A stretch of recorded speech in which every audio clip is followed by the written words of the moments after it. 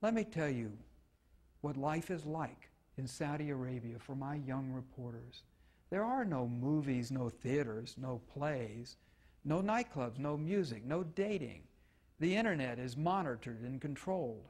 There are very few parks or museums. There's no political life, no political parties, no unions. That entire space of life that we call civil society simply doesn't exist.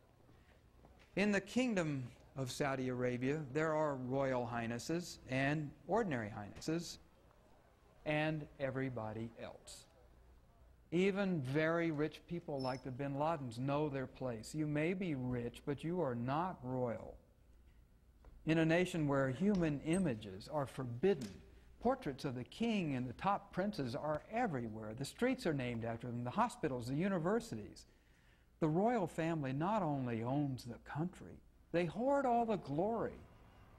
You are a guest in their house. There's nothing between the government and the mosque except shopping.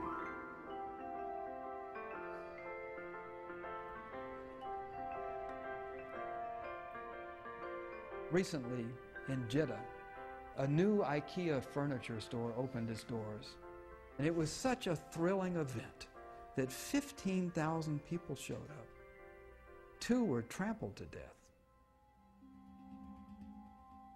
Consider the idleness, the boredom, the youthful population, the widespread resentment of the royal family, which steals 30 to 40% of the national revenue.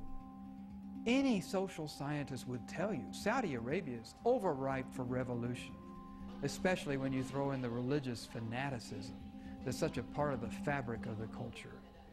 The pressures for explosive, total change in the kingdom seem irresistible. What force is greater than the anger, the frustration, the despair, the hopelessness that everywhere else in the world has led to revolutions, coups, and civil wars, but in Saudi Arabia has resulted in a kind of social coma? Fear is that force. I'm not speaking of fear of the government. The Saudis don't fear their government. It's not nearly as cruel to its citizens, or subjects, to use the correct word, as the Egyptians are. No. What they fear is the alternative. Look at the neighborhood the Saudis live in. The revolution in Egypt brought on an enduring autocracy far less liberal than the monarchy it replaced.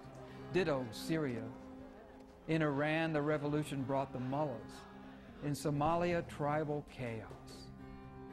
And of course, Iraq, which embodies all the fears the Saudis harbor about their own future. Change does not equal progress in the Middle East. The whirl of events has produced a paralyzing fear in Saudi Arabia.